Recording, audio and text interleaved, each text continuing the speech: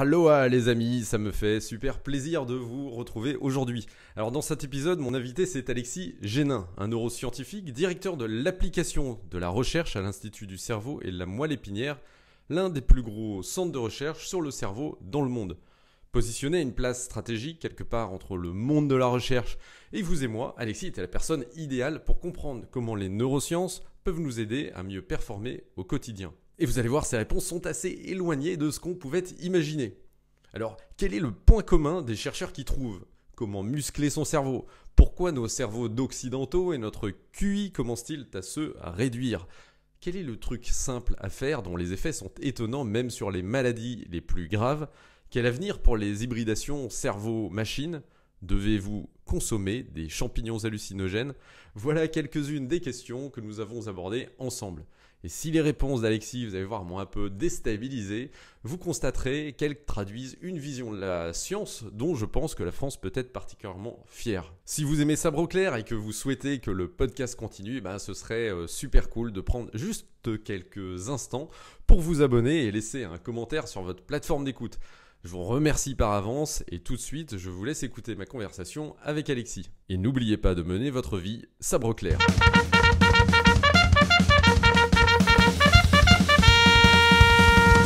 Bonjour Alexis, bienvenue sur le podcast de Sabre au clair. Bonjour Christophe. Alors très heureux de t'avoir parmi nous. Le thème de ce podcast, comme tu le sais, c'est d'essayer de mieux comprendre les trucs qu'on n'apprend pas à l'école et qui permettent de mener une vie accomplie. Alors toi, dans le monde de la recherche, tu as une place très particulière puisque tu es quelque part entre d'un côté la recherche fondamentale, les chercheurs, probablement la recherche appliquée aussi, et puis les entrepreneurs, les gens qui vont ensuite mettre sur le marché ce qui a été trouvé par la recherche. Donc tu as une bonne vision de ce qui marche et de ce qui ne marche pas, ou de ce qui a marché et de ce qui n'a pas marché. Et la première question que j'avais, c'était, je me demandais si toi, du coup, après ces années à ce poste stratégique, tu avais pu relever un certain nombre de patterns permettant de savoir quel était le point commun des chercheurs qui non seulement trouvent, mais en plus réussissent et vont jusqu'à la mise en marché. Qu'est-ce qu'ils ont compris que les autres n'ont pas compris? C'est une belle et grande question pour commencer. J'ai peur de pas avoir de réponse absolue, mais c'est vrai qu'il y a des patterns qu'on retrouve.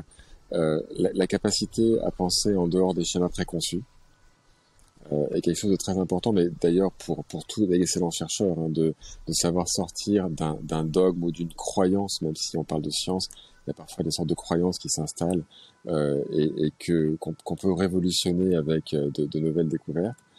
Cette capacité à penser en dehors, à persister quoi qu'il arrive et quoi qu'on vous dise, car toute grande innovation commence par être furieusement combattue avant d'être acceptée et puis avant que d'autres se l'attribuent aussi souvent à la fin.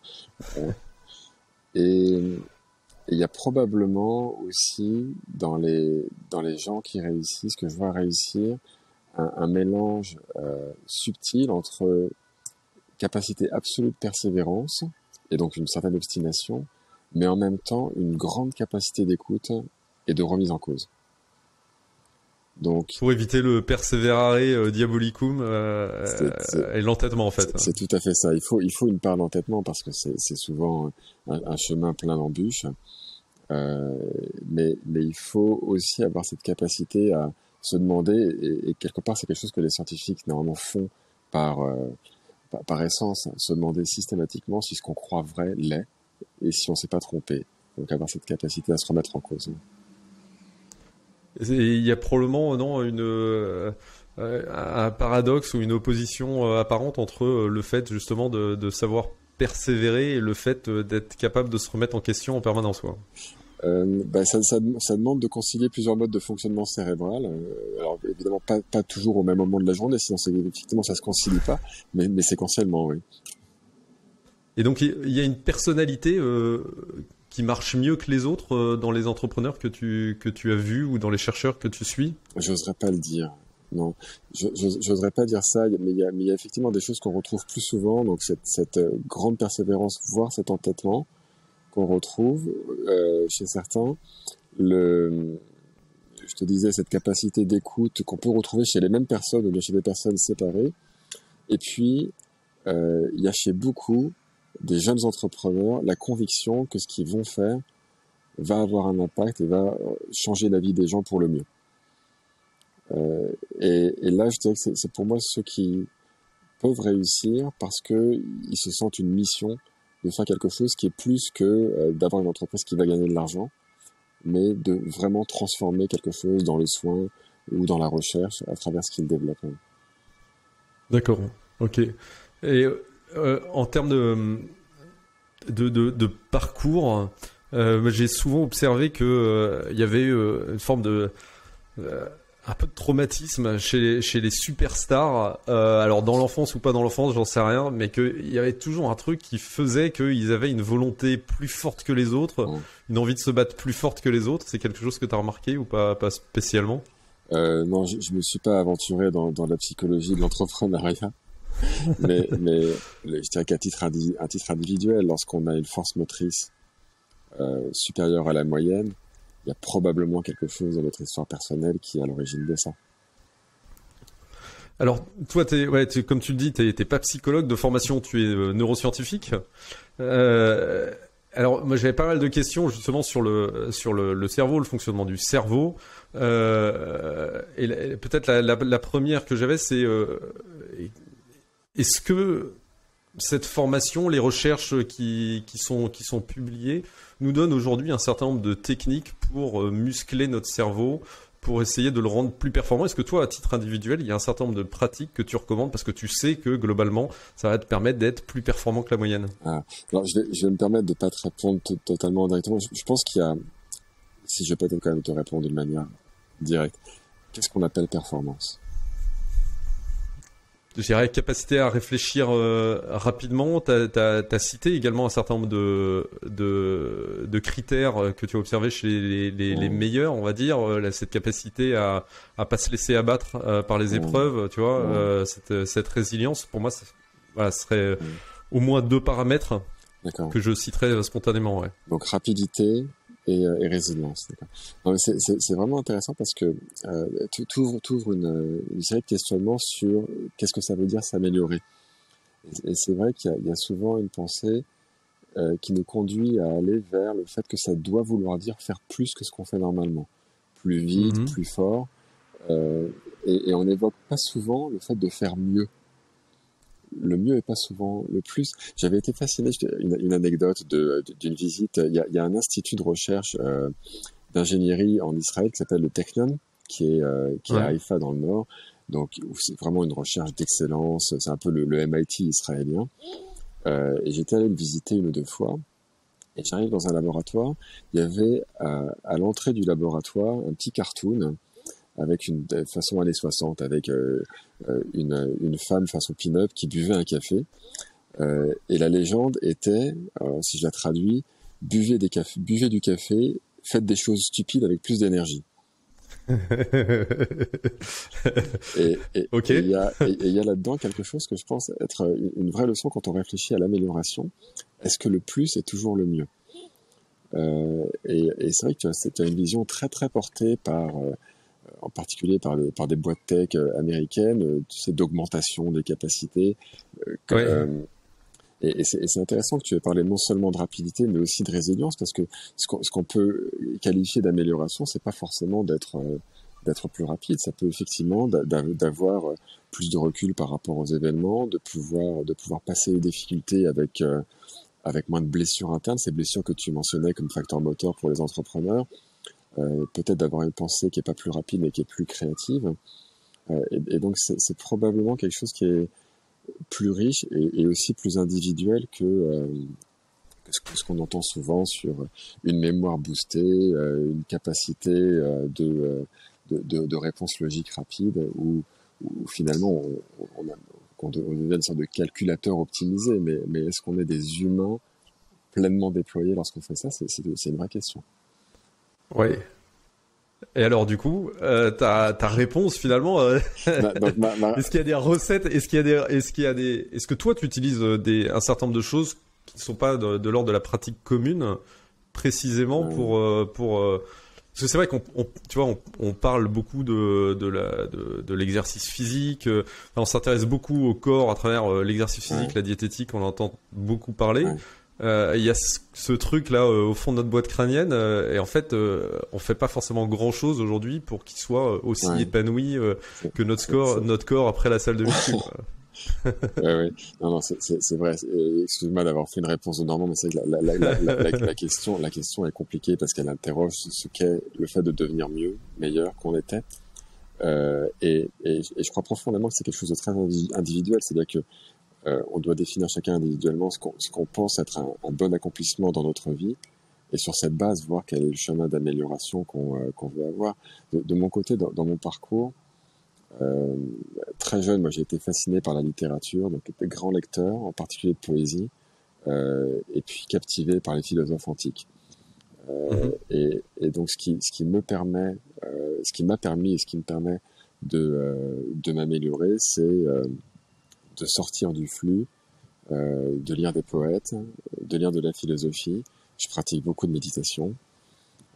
Et les neurosciences sont aussi un outil formidable parce que la connaissance des neurosciences permet de comprendre un peu les principes fondamentaux de fonctionnement du cerveau et aussi de ce qui peut biaiser notre cerveau et la représentation de la réalité qu'on se construit à travers notre cerveau.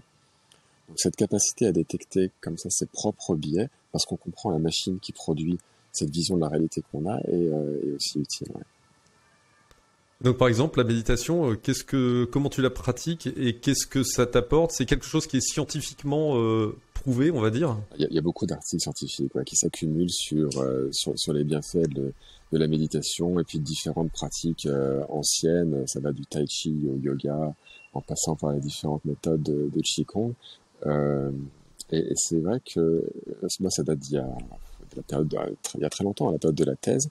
Je pratiquais beaucoup d'arts martiaux et le fait de découvrir des pratiques plus énergétiques, plus douces, plus méditatives, a été presque une vraie ouverture de champ scientifique en me disant que ça c'est incroyable comment ces pratiques peuvent avoir des effets très puissants sur le corps et je ne réussis pas à les comprendre avec ce que je connais des neurosciences aujourd'hui. Tu ne les comprenais pas à l'époque et tu les comprends aujourd'hui ou tu les comprends toujours pas aujourd'hui? Euh, je dirais que dans une approche empirique, je crois réussir à mesurer que les résultats sont vraiment tangibles. Après, pour les comprendre, effectivement, ce qu'il y a de, ce qui est difficile, c'est que je crois qu'aujourd'hui, on n'a pas tous les outils avec les neurosciences pour comprendre complètement. Parce que ça serait pas toi qui me parlerais de puissance énergétique. J'avoue que je lèverais un sourcil un peu sceptique. Le fait que tu m'en parles, parce que tu vois, je me dis, ok, il y a l'effet placebo, 30% c'est énorme et il faut pas mépriser cet effet placebo, mais concrètement, qu'est-ce qui se passe dans le cerveau pendant la méditation qui va d'une part le calmer et d'autre part même mieux que le calmer, enfin tu vois, lui redonner de l'énergie, quoi. Alors, j'ai pas encore parlé de puissance énergétique. Je pense que je vais éviter de le faire dans les 40 minutes qui viennent, justement parce que je pense que tout est scientifique. La question, c'est est-ce qu'on a déjà réussi à comprendre et à démontrer versus ce qu'on n'a pas encore réussi à comprendre et à démontrer. Mm. Ce qu'on sait aujourd'hui, c'est que euh, les pratiquants de méditation expérimentés réussissent plus facilement à se placer dans un état qu'on appelle le mode par défaut du cerveau, et donc quelque part d'éliminer les bruits parasites qu'on peut générer quand on est dans une activité cérébrale normale. Et cet état de repos du cerveau a un effet récupérateur. Voilà à peu près ce qu'on peut dire. Après, il y a Ah, il y a d'accord. des liens, et ça, alors je pense profondément qu'on n'est que tout début de la compréhension de ce que ça fait. Mais ça, c'est un des aspects qui est déjà largement documenté, largement publié. Il y a des activations de réseaux corticaux qui sont chez les pratiquants de méditation expérimentés très différents de ce qu'on voit chez les non expérimentés. Et ensuite, ça ouvre la question du lien entre en quoi cette activité cérébrale va affecter ou pas la santé du corps dans son ensemble.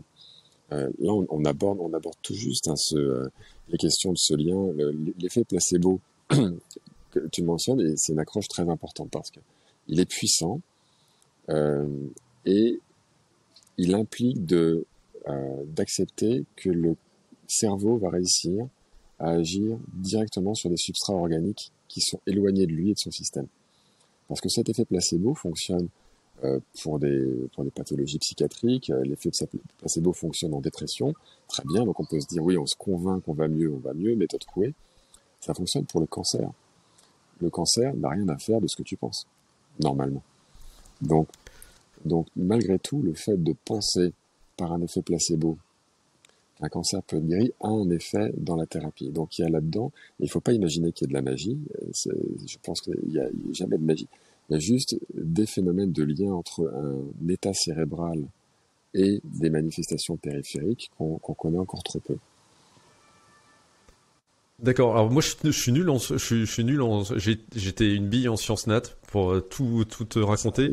Et donc j'ai découvert. Alors, mais tu vas me corriger si j'ai mal compris, mais j'ai découvert que il y avait un certain nombre d'exercices de respiration, par exemple, qui vont comprimer ou pas le cœur, et qu'il y avait des neurones dans le cœur qui envoyaient des messages au cerveau. Ça veut dire que tu confirmes qu'il y a des neurones pas que dans le cerveau, et que donc en fait il y a un lien qui est très fort entre notre physique et notre cerveau. Ouais, il y a des neurones partout. Effectivement, donc dès que tu entends quelque chose, c'est des neurones qui vont communiquer jusqu'à ton cerveau. Quand tu touches quelque chose, c'est également via le neurone. Notre cœur reçoit du cerveau des neurones qui vont régler ses battements, mais envoie aussi des signaux. Tout l'intérieur de toute notre paroi intestinale est tapissé de neurones. Donc on a des senseurs partout dans le corps qui font remonter des états internes. Dans ce qu'on explore beaucoup actuellement sur ce lien cerveau-estomac ou cerveau-intestin, le gut-brain axis, ouais. Il y a beaucoup l'idée que la population microbiotique, pardon, la population microbiotique, c'est-à-dire la flore bactérienne qu'on a à l'intérieur de nos intestins, est un régulateur très puissant du fonctionnement de notre cerveau. Et il y a très nombreuses expériences qui ont été faites. Les premières, qui étaient assez fascinantes, avaient consisté à transplanter de la flore bactérienne de souris qui apprenaient bien. Pour savoir si une souris apprend, on la balance dans une petite piscine avec des repères à l'extérieur, et il y a une plateforme cachée dans la piscine quelque part. Elle doit la trouver. Ça s'appelle le Maurice Water Maze en anglais, donc la piscine de Maurice. Le labyrinthe de Maurice, voilà. Donc la plateforme est invisible, mais à force d'être balancée dans l'eau, c'est désagréable. On finit par savoir que, fonction des repères qu'il y a dans la salle, l'endroit pour sortir de l'eau est à tel endroit. Et donc certaines souris sont très fortes à ça. On les met 2 fois dans l'eau et elles ont compris, elles vont se réfugier. D'autres mettent un temps fou. Lorsqu'on transplante une partie de la flore intestinale, donc des bactéries intestinales, des souris qui apprennent bien à des souris qui apprennent mal, celles qui apprennent mal apprennent mieux. Voilà. Donc l'apprentissage lié à la composition de la flore intestinale. Et là encore, c'est surprenant, mais il n'y a pas de magie. Ça ne veut pas dire qu'on a des microbes intestinaux qui prennent le joystick de notre conscience. Hein. C'est simplement qu'il y a un lien plus intriqué, plus profond, ce qu'on imaginait, entre la périphérie de notre corps et notre cerveau. Et il y a depuis beaucoup de données qui ont confirmé que les mêmes choses étaient valables chez l'humain. Donc par exemple, les patients déprimés sévères et multirésistants ont une flore intestinale très différente de personnes non malades. Et ça ouvre des pistes d'action là aussi, effectivement via l'alimentation. Ça reste à démontrer cliniquement, formellement, mais les données scientifiques font penser qu'il y a effectivement de possibles façons puissantes d'agir sur le fonctionnement cérébral par des biais périphériques qui peuvent être l'alimentation, le sport et donc aussi les pratiques méditatives. Donc ce genre de publication, toi, ça impacte ton comportement concrètement. Il y a des choses que tu fais plus ou que tu fais. Alors j'ai pas changé ma consommation de yaourt ni rien. Mais ça fait partie de l'ensemble d'informations et ça on a de la chance parce que c'est très diffusé, donc il n'y a pas besoin d'aller dans des revues scientifiques spécialisées. Les revues de vulgarisation en parlent beaucoup. Je crois que c'est intéressant à savoir. Ce qu'il faut peut-être éviter, il y a une tendance que je vois qui est pas forcément inquiétante, mais qui est pas que positive, c'est de voir une multiplication de d'articles sur les réseaux sociaux. Il suffit que vous mangiez ce fruit issu de Sibérie orientale pour que tout de suite votre microbiote aille mieux et votre cognition aussi. Ou bien buvez 3 tasses et demie de café, 2 thés, et puis ensuite 2 cranberries et c'est la recette du succès. Il faut à mon avis être assez prudent là-dessus. Parce que autant les données scientifiques de départ, elles peuvent exister, autant elles sont pas mises en cohérence dans la réalité d'un organisme et dans la réaction de cet organisme et ses composés. Et c'est quelque chose qui... je dirais que si on se contente de savoir que ça a un rôle, c'est déjà bien. C'est déjà bien pour faire un peu plus attention. Mais la traduction en recette de vie est un point sur lequel j'aurais tendance à être prudent.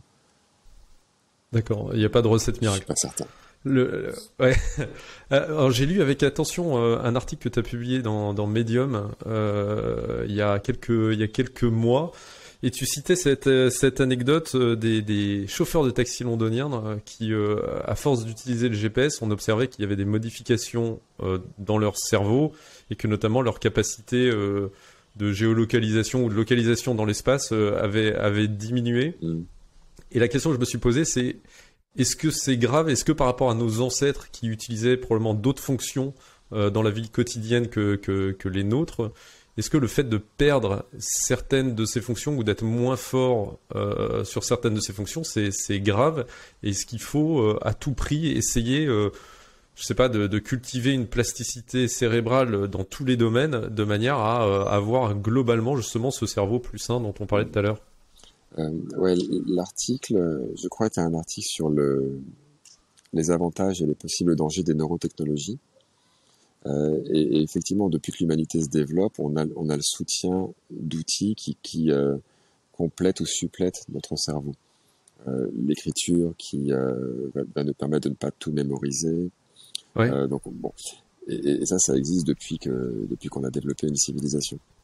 Le point aujourd'hui, c'est qu'effectivement, on a des outils qui ont une telle puissance et une telle capacité à remplacer les fonctions cérébrales de base que on a peut-être besoin de plus s'interroger sur l'impact qu'elles peuvent avoir à long terme sur nos cerveaux. Il y a une donnée là pour le coup qui commence à devenir inquiétante, qui est que il me semble en Finlande, je voudrais pas dire de bêtises, mais je crois que c'est une étude nationale finlandaise. Le QI moyen a baissé de 3 ou 4 points sur les 20 dernières années. Ce qui est la première fois c'est la première fois que ça arrive, non? Parce que moi j'avais en tête qu'il y avait une augmentation constante du QI dans les siècles. Ouais. Donc il y a eu effectivement une tendance à l'augmentation du QI. Alors on le mesurait pas auparavant, donc c'est compliqué de savoir. Mais c'est vrai qu'avec l'éducation qui est devenue beaucoup plus accessible depuis la deuxième moitié du XXe siècle, il y a l'augmentation générale du QI dans les populations, en particulier occidentales, et qui régresse, au moins en Finlande, l'endroit où ça a été mesuré au niveau national, depuis 20 ans, avec une corrélation. Pour l'instant, c'est une association. On peut pas dire que ce soit causal, mais avec l'arrivée, cette espèce de grande vague de nouvelles technologies, donc de l'Internet, du GPS ou autre. Et aujourd'hui, alors il faut pas conclure que ces nouvelles technologies nous rendent totalement abrutis. Mais par contre, il faut se poser la question de lorsqu'une fonction que mon cerveau devait remplir est remplie par un outil extérieur, par quoi est-ce que je remplace? Et est-ce que je remplace par quelque chose? Est-ce que le fait d'utiliser le GPS, moi je ne sais pas naviguer sans GPS, je suis devenu totalement dépendant du GPS, donc probablement comme les chauffeurs de taxi londoniens, mon hippocampe a dû diminuer de volume. Si on remplace par autre chose, on peut dire qu'on n'a pas de perte sèche, on a optimisé une utilisation de notre cerveau. L'inquiétude qu'on peut avoir, c'est si on ne remplace pas par autre chose. Et si notre mode de vie moderne fait que petit à petit, on s'appuie sur des outils extérieurs qui remplacent ce que notre cerveau devrait déployer lui-même. Et je crois qu'il y a pas mal de scénarios d'anticipation qui ont été faits sur le sujet, mais qui sont crédibles d'une certaine manière, parce que cet organe, le cerveau, consomme, je crois, à peu près 20% de notre énergie. Donc c'est une grosse dépense. Et notre organisme fonctionne toujours de façon à économiser l'énergie là où il n'y en a pas besoin. Donc, s'il y a moins besoin d'utiliser de l'énergie cérébrale, c'est formidable. Le cerveau va faire une économie, va éteindre les régions cérébrales correspondantes. Quand on éteint une région cérébrale à long terme, on n'est pas certain de la rallumer vraiment. C'est un peu comme un muscle qui s'atrophie. La question que ça pose, c'est l'impact que trop de technologie pourrait avoir sur le niveau général de, on va dire, de cognition. Et du coup, quand tu as des enfants, par exemple, ou même pour toi-même, est-ce que le fait de remplacer, enfin, ou en tout cas de multiplier le style d'activité que tu peux avoir, par exemple, je sais pas, mais avoir une activité manuelle, une activité artistique, apprendre le piano pour apprendre à désynchroniser les mains, etc. Ça vient compenser ou en tout cas maintenir ou justement ce que la technologie nous atrophie par ailleurs. Ouais, je suis incapable. Ça va être délicat pour moi, Christophe, d'aller vraiment justement dans l'idée de recette de comment on compense, parce que, pardon, à ma connaissance, il n'y a pas vraiment de démonstration ferme de ce qu'il faudrait faire. Les enseignements scientifiques sont que plus on a des activités diverses, variées, d'interaction sociale, et probablement moins on se met en dépendance d'outils technologiques, plus il y a de chances pour qu'on ait, quand on est jeune, un développement cérébral harmonieux, et quand on est adulte, un maintien de nos capacités cérébrales. Mais la façon dont concrètement il faut décliner ça, c'est quelque chose qui est plus délicat. Tu vois, ça demanderait d'avoir des programmes de recherche avec des validations formelles. Donc, il y a des déterminants clés sur la qualité du sommeil, l'activité physique, le type de régime alimentaire. Il y a une corrélation forte entre les pertes cognitives et des régimes trop riches. Mais on n'est pas à ce stade, donc c'est suffisant pour nous donner une connaissance générale de ce qu'il faut éviter si on veut bien vivre et donc peut-être pas s'améliorer mais éviter de trop se dégrader, mais sans qu'il y ait de recettes absolues totalement validées. Donc alors ouais, je comprends que c'est sur le plan scientifique ça reste des intuitions plus que des démonstrations aujourd'hui.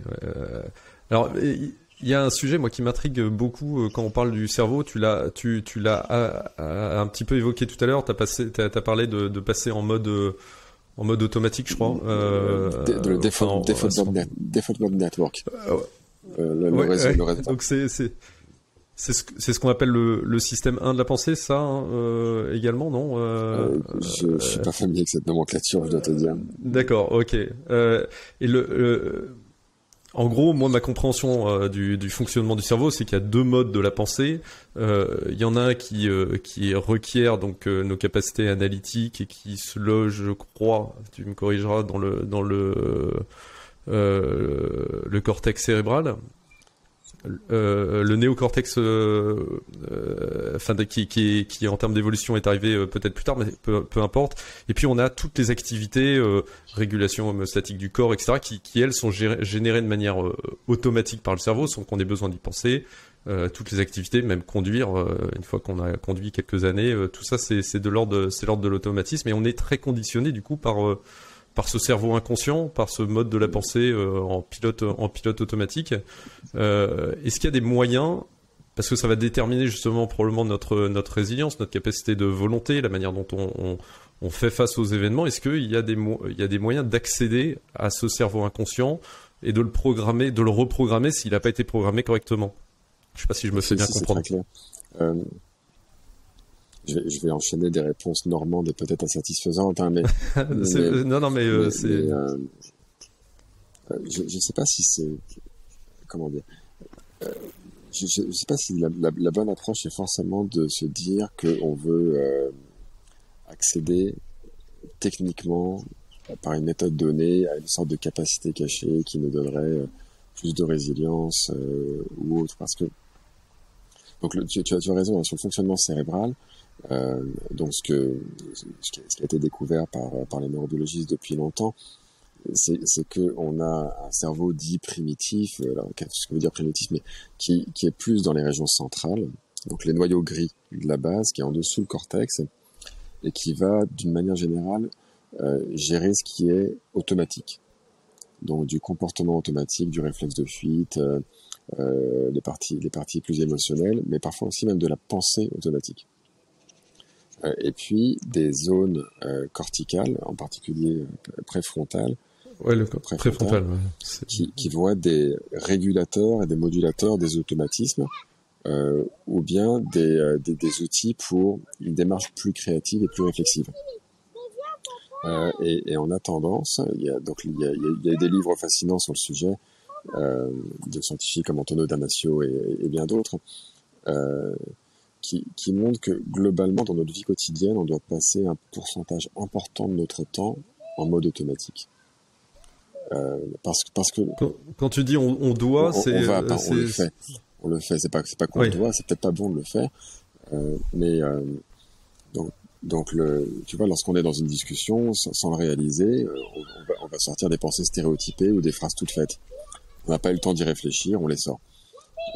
C'est de la pensée automatique. Et juste après, une seconde après, on dit, tiens, qu'est-ce que je viens de dire? Est-ce que ça faisait du sens ou pas? On a quand même sorti de la pensée automatique préformatée, parce que c'est plus rapide et ça demande moins d'efforts. Et donc effectivement, quand je disais que il y a un exercice que les scientifiques font beaucoup dans tout ce que je vois, c'est cette capacité à constamment tenter de sortir de la pensée automatique pour remettre en cause une pensée qui est sortie toute seule parce qu'elle était déjà ancrée comme quelque chose qui était bon et utile dans la situation donnée, et se demander si c'était vraiment la façon bonne et utile de réagir à la situation. Et ça, je sens qu'il y a de techniques. Le fait de savoir que notre cerveau fonctionne comme ça, qu'il a tendance à sortir des automatismes qui collent pas nécessairement avec la réalité de ce qu'on rencontre, c'est intéressant. Ça permet de se dire plus souvent, tiens, est-ce que ce que je viens de dire est vrai, ou est-ce que ce que je viens de faire est bon, et de le remettre en cause.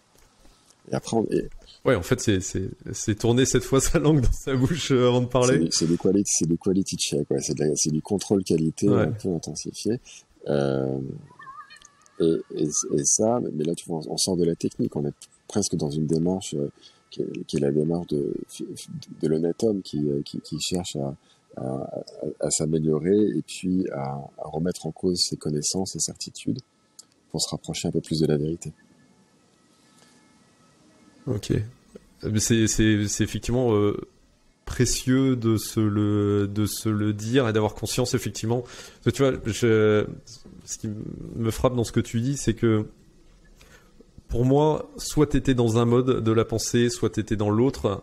Mais en fait, ce que je comprends, c'est qu'on peut être dans les deux en même temps et que la manière d'exprimer les choses auxquelles on réfléchit de manière consciente peut être conditionnée.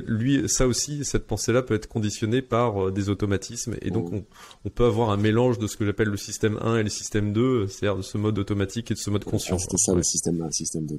Ouais, il y a des travaux très intéressants de Lionel Nakache, qui a la Pitié-Salpêtrière, par exemple, avec Stanislas Dehaene et bien d'autres.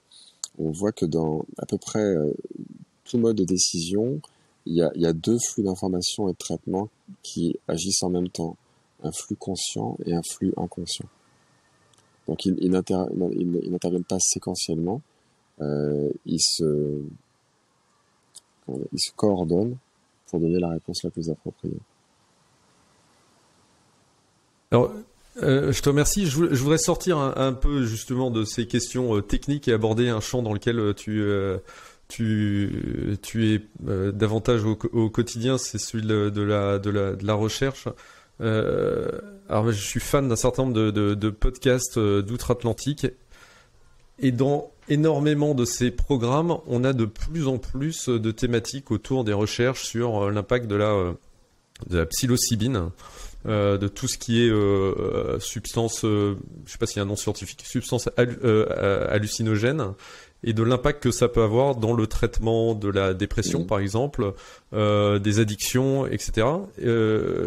C'est quelque chose qui est relativement récent, parce que si je comprends bien, la recherche sur ces substances a été longtemps interdite.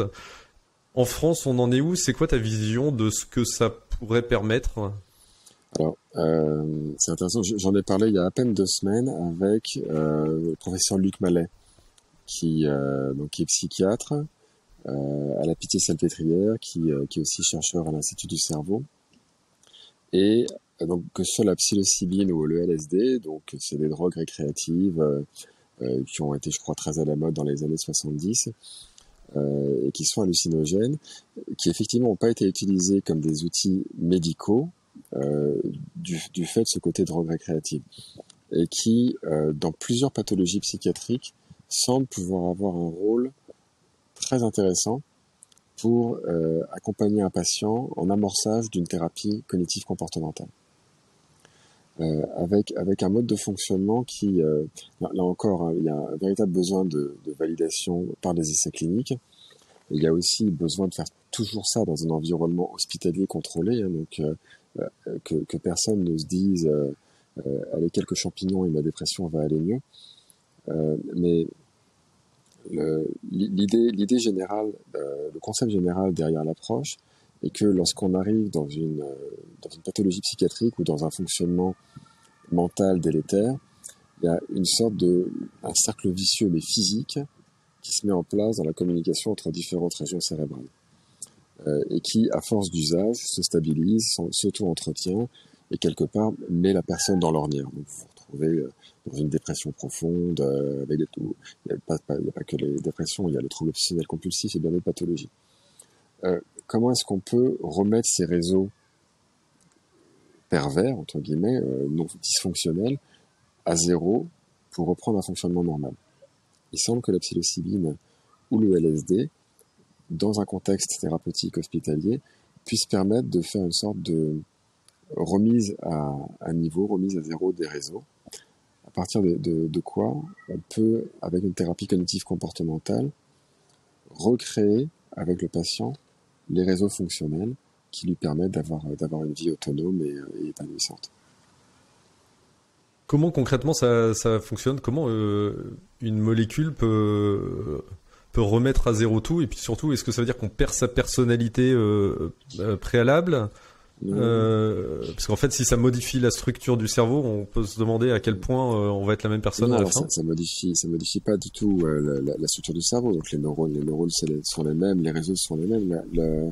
La vision générale, c'est que il faut définir la personne par rapport à sa pathologie. Si la personne est la pathologie, effectivement, il faut surtout pas la toucher et il faut la laisser dans la pathologie. Le concept de départ est que la personne, dans son état de maladie, n'est pas la personne elle-même. C'est une personne modifiée par cet état pathologique et donc avec le besoin de sortir de l'état pathologique. Donc, ce qui va être affecté par la psilocybine ou par d'ailleurs toute intervention médicamenteuse, ça va être de façon aussi ciblée que possible ce qui caractérise l'état pathologique, mais sans toucher à la personne elle-même. Ça, c'est absolument essentiel. Donc la personnalité d'une personne qui a pris la psilocybine, ce qu'elle est, ce qu'elle pense et ce qu'elle aime ne change pas. Si ça fonctionne, encore une fois, et la recherche clinique devra le dire, ce qui peut changer, c'est de réussir à éliminer cette espèce de boucle d'activation entre des régions qui ne devraient pas être activées et qui l'a plongé dans un état dépressif ou qui l'a plongé dans un trouble obsessionnel ou autre pathologie. Donc il y a un truc qui est ça veut dire en fait rétablir la balance et rétablir l'équilibre. On parle pas de créer une autre personne, mais de supprimer un déséquilibre et rétablir l'équilibre naturel entre guillemets de la personne. Dans ce domaine-là, il y a un truc qui me pose beaucoup de questions. C'est j'ai entendu le terme d'antéogène pour décrire ces drogues plutôt que d'hallucinogène. Donc de la racine grecque théos, Dieu. Parce que visiblement le point commun entre toutes les personnes qui subissent entre guillemets ce genre de traitement, c'est qu'ils vivent une expérience qui est caractérisée, enfin qui est définie comme mystique. Alors je sais pas exactement ce que l'on met derrière. Notamment un sentiment d'unicité, d'appartenance à un monde enfin d'appartenance au cosmos, je sais pas comment le décrire, mais en fait en tout cas le sentiment assez fort que on fait tous partie d'un même corps. Quand tu lis des trucs comme ça ou quand tu entends des trucs comme ça, comment toi en tant que scientifique tu réagis? Qu'est-ce que ça t'inspire? Euh, je ne sais pas te répondre. Je ne sais pas te répondre parce que c'est très compliqué de savoir qu'est-ce qui constitue une expérience mystique. Et on arrive vraiment dans un domaine qui est à la frontière de la science, hein. La définition de la relation au sacré, qui est très individuelle. Comment des substances chimiques comme la psilocybine, le LSD peuvent être déclencheurs d'une expérience mystique. Comment ça se traduit dans le cerveau? Ce qui est à peu près certain, c'est que ça se traduit par des changements d'activité dans le cerveau. Mais est-ce que c'est le fond de ce qui constitue l'expérience mystique? Ou est-ce que c'est juste la façon dont elle se manifeste cérébralement? Ça, je suis incapable de répondre. On arrive dans un domaine où il me semble que l'approche scientifique, elle a la vertu de permettre d'objectiver des phénomènes, pas nécessairement d'en expliquer le fond. Et donc je m'aventurerai pas à aller dans le fond de ce qu'est une expérience mystique et ce qu'elle signifie profondément. Ouais, très bien. Ouais, mais je constate que tu fais pas d'opposition entre la science et l'expérience mystique. Euh, Pas non, nécessairement, je pense en que tout cas. la science, comme d'habitude, avec les outils dont on dispose, elle doit pouvoir constater, observer comment se déroule une expérience mystique. Telle zone cérébrale va s'activer de telle manière, euh, le rythme cérébral passe à telle fréquence alors qu'il était à telle fréquence. Ça, c'est le comment. Ouais, Donc la science, elle ouais. peut très bien expliquer le comment et elle peut expliquer de plus en plus finement, avec ces nouveaux outils, le comment. Ça ne veut pas dire expliquer le pourquoi. La compréhension que j'ai de la recherche française dans le domaine qui est le tien, c'est que on se focalise, on concentre l'essentiel de nos énergies à la réparation de l'être humain, à la réparation d'un certain nombre de troubles. Quand on regarde en dehors de nos frontières, notamment aux États-Unis, en Chine, alors tu citais dans cet article de Medium toujours les efforts qui sont faits par exemple par l'armée chinoise pour essayer de créer un humain augmenté. De l'autre côté de l'Atlantique, on a Elon Musk qui a lancé Neuralink pour créer là aussi une sorte d'humain augmenté. Est-ce que en France, on n'est pas en train de passer à côté de l'essentiel en se tournant uniquement vers la réparation de l'être humain plutôt que de l'amélioration de ses performances? Ouais, la question est vraiment intéressante. Alors, la réparation de l'humain, ça c'est la définition de la médecine.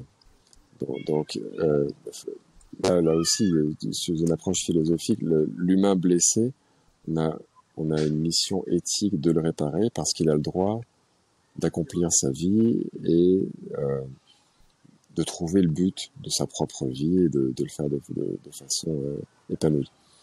Et c'est presque plus important que pour moi que de développer des outils qui permettent d'augmenter ses capacités. Dans cet article que tu cites de Medium, c'est en fait la version courte d'un article qui a été rédigé dans le cadre d'un travail mené pour le CDE pour la création d'une charte éthique des neurotechnologies, à laquelle ont contribué le ministère de la Recherche, le ministère de l'Économie, différents experts, donc un assez large groupe, et dont un des points de départ est de constater qu'il y a une traction extrêmement forte venant soit d'États totalitaires comme le régime chinois, soit d'entreprises. On parlait de Neuralink avec Elon Musk pour arriver à une transformation de l'humain biologique. Et tout ça argumenté par le fait d'augmenter les capacités, et toujours avec cette idée de oui, on sera forcément plus heureux si on est plus. Et on revient à ce qu'on discutait, c'est toujours la notion de plus et pas la notion de mieux. Donc plus de capacité de calcul, plus de capacité d'interagir avec un ordinateur. Dans le cas de l'armée chinoise, plus de capacité à envahir et à tuer.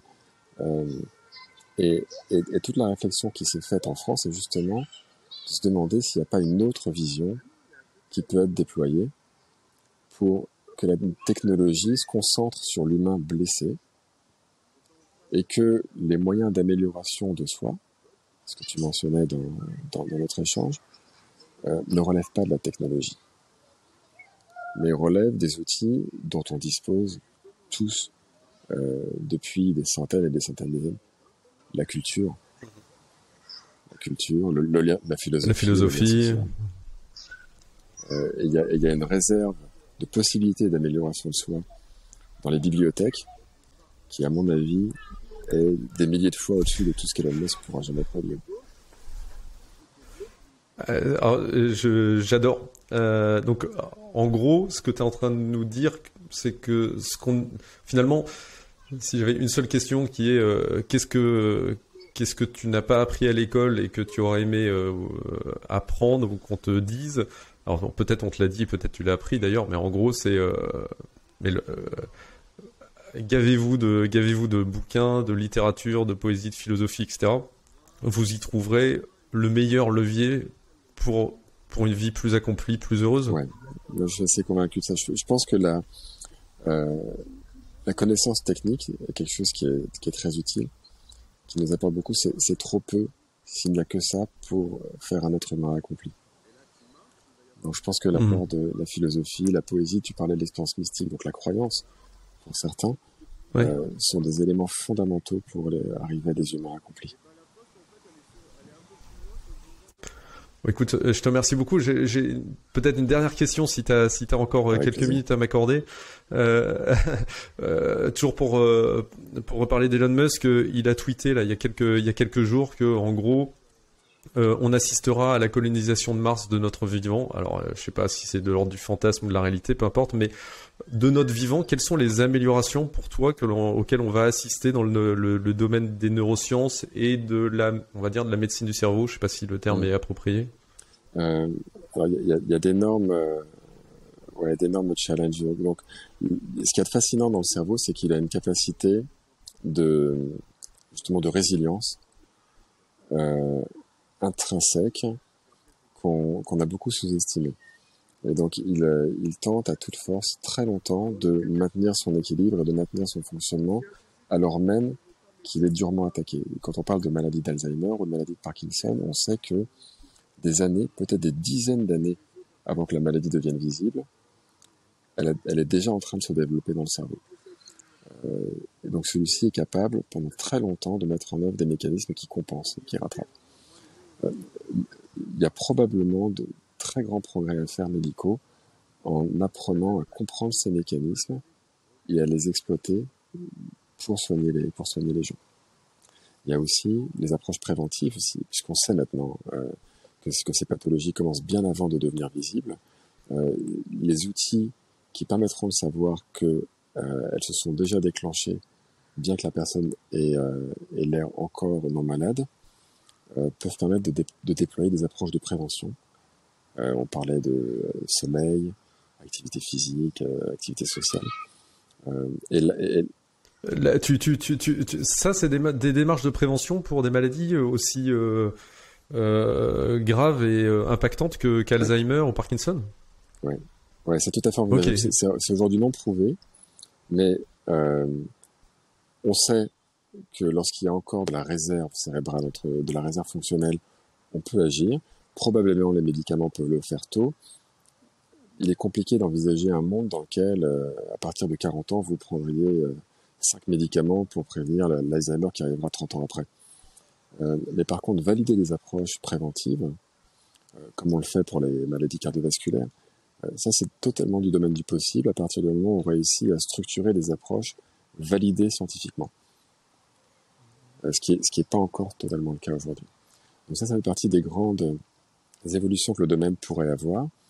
Et ce domaine de la prévention est valable également pour les maladies mentales, pour la santé mentale d'une manière générale. Hein. Bien avant de tomber en dépression ou d'avoir un burn-out, de voir les signes avant-coureurs et de savoir comment agir, là, la science doit être capable de développer des marqueurs et des outils pour aider ces parties-là. Et ensuite, dans le domaine de la thérapie, c'est-à-dire une fois la maladie déclenchée, aujourd'hui, à peu près tout ce qui est fait est l'équivalent d'un pansement. C'est-à-dire qu'on apaise les symptômes, on rend la vie tolérable, mais on ne change pas fondamentalement le cours de la maladie. C'est pas valable pour toutes les pathologies, mais pour beaucoup de pathologies cérébrales, c'est le cas. Donc, ce sont des effets symptomatiques. Le grand challenge scientifique, c'est d'arriver là à une médecine de type régénérative, qui peut être solutions de soins qui peuvent être des médicaments, qui pourraient être des technologies médicales, encore une fois, conçues dans une démarche éthique. Hein. Il ne faut pas se penser qu'on va forcément implanter des électrodes, mais puisse avoir un rôle régénérateur et restaurer la capacité cérébrale. Après, tout ça, la science et les entreprises ont cette mission de tenter le plus dur possible et le plus vite possible d'arriver à développer ce genre de choses. Si on revient à la philosophie, il y a toujours la question de la finitude de la vie. Et donc, il faut malgré tout aussi considérer que le vieillissement est quelque chose qui, alors les transhumanistes ne seront pas d'accord avec ça, mais qui fait partie de notre définition en tant qu'être.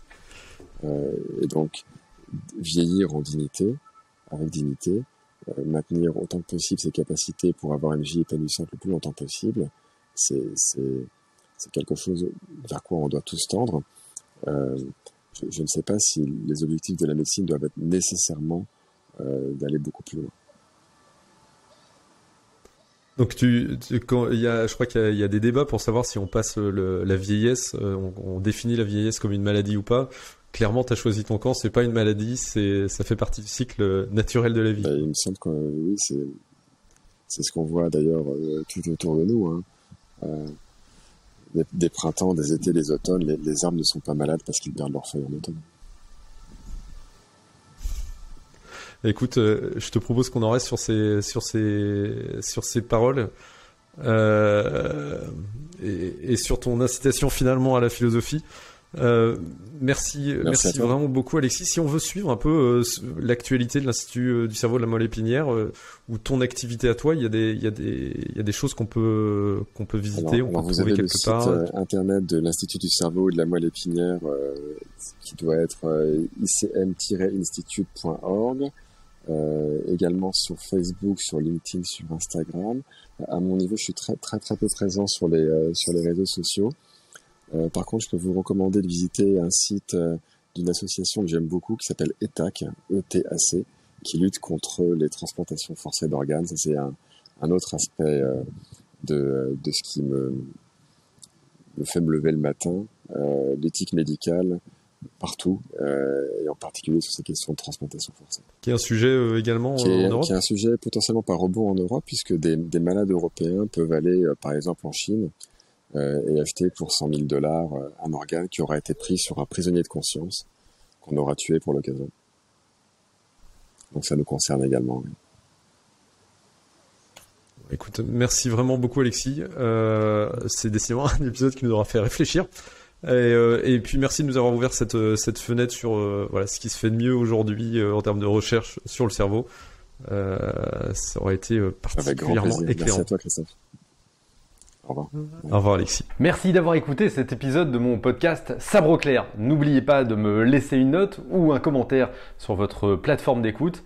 Déjà, ça me rendrait super heureux. Mais en plus, vous contribuerez ainsi à rendre ce podcast plus visible, ce qui serait vraiment super cool. Je vous dis à très vite et en attendant, n'oubliez pas de mener votre vie sabre au clair.